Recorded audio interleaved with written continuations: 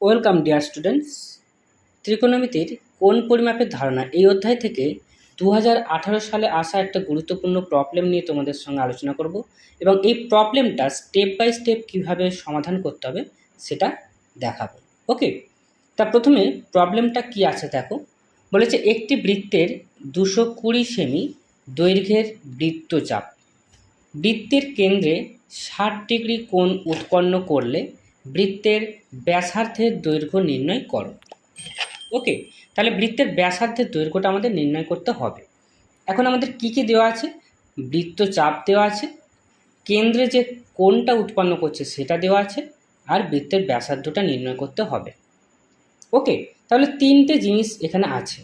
বৃত্তচাপ, যেটাকে আমরা এস দিয়ে চিহ্নিত করি। বৃত্তে যে কোণটা উৎপন্ন করছে অর্থাৎ কেন্দ্রে, বৃত্তের কেন্দ্রে যে কোণটা উৎপন্ন করছে সেটাকে আমরা থিটা দিয়ে চিহ্নিত করি, আর বৃত্তের ব্যাসার্ধটাকে আমরা আর দিয়ে চিহ্নিত করি। ওকে, এবার এই এস থিটা আর এদের মধ্যে একটা সম্পর্ক আছে। কি সম্পর্ক? সেটা হচ্ছে S equal to R theta, যেখানে এই থিটাটা হচ্ছে কি কেন্দ্রে যে কোণটা উৎপন্ন করছে, সেই থিটাটাকে আমরা বৃত্তীয় পদ্ধতিতে অর্থাৎ বৃত্তীয় এককটা আমরা নিই। অর্থাৎ এর এককটা কি হবে?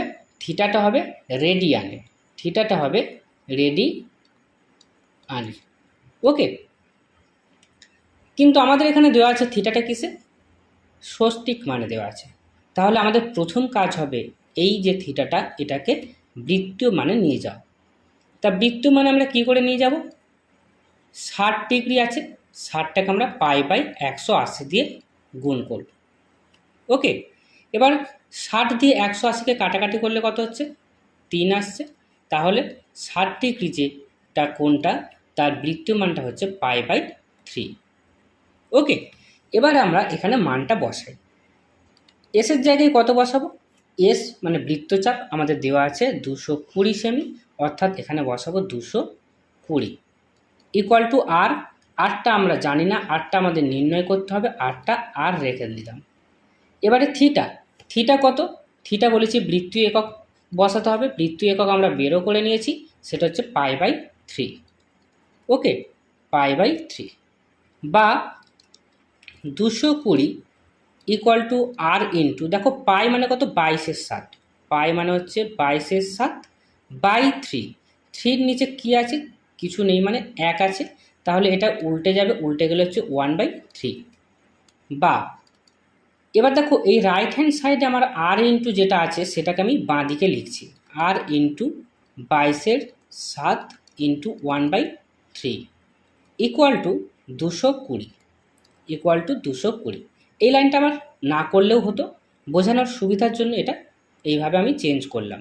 ওকে, এবারে আমাদের কি করতে হবে? আর এর মানটা নির্ণয় করতে হবে এখান থেকে। তা আর এর সঙ্গে দেখো এরা গুণে আছে, 22/7 আর 1/3টা গুণে আছে। তা গুণে যদি থাকে তাহলে কি করতে হবে? আমরা ডান দিকে নিয়ে আসতে হলে ওকে ভাগে নিয়ে যেতে হবে, অর্থাৎ আর ইকুয়াল টু কী পাবো? দেখো ডান দিকে অলরেডি আমার কে আছে? 220। এগুলো যদি ভাগে হয় তাহলে ভাগ হলে উল্টে গুণ হয়ে যাবে, অর্থাৎ উল্টে গুণ হলে কত? 22/7 হয়ে যাবে 7/22, আর 1/3 হয়ে যাবে 3/1। ওকে, এবার কাটাকাটি করি। দেখো 22 দিয়ে একে কাটাকাটি করলে কত হচ্ছে? 220কে 22 22 আর 0 10, আর কোনো কাটাকাটি যাচ্ছে না। এবারে দেখো 3 7 21, 21কে 10 দিয়ে গুণ করলে কত পাবো? 210। ওকে, তাহলে আর ইকুয়াল টু আমরা কত পেলাম? আর ইকুয়াল টু 210, অর্থাৎ বৃত্তের ব্যাসার্ধের দৈর্ঘ্য কত? 210 সেমি। ওকে, তাহলে এই টাইপের প্রবলেমগুলো যেখানে তোমাদের বৃত্তের বৃত্তচাপ দেওয়া থাকবে, কেন্দ্রে কোণ কত উৎপন্ন করেছে সেটা দেওয়া থাকবে, বা বৃত্তের ব্যাসার্ধের দৈর্ঘ্য দেওয়া থাকবে, এই তিনটের মধ্যে যে কোনো দুটো দেওয়া থাকলে, অর্থাৎ এস আর থিটা, এদের মধ্যে যে কোনো দুটো দেওয়া থাকলে আর একটার মান নির্ণয় করার ফর্মুলা হচ্ছে এটা, S equal to R theta. আর অবশ্যই এখানে খেয়াল রাখতে হবে যে থিটাটা হবে বৃত্তীয় মানে, অর্থাৎ রেডিয়ানে।